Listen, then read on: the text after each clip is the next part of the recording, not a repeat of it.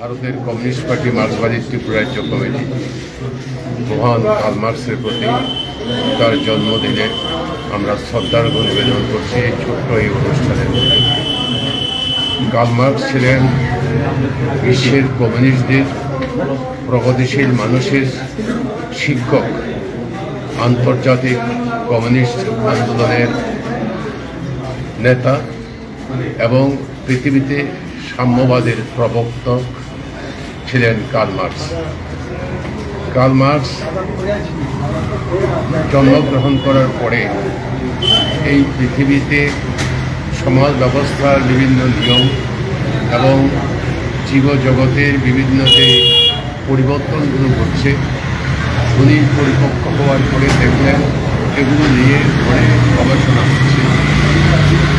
কিন্তু অনেক বিজ্ঞানী, অনেক মতাদর্শের যারা জৈব বিজ্ঞানী, তারা এর আগে অনেক গবেষণা করেছেন।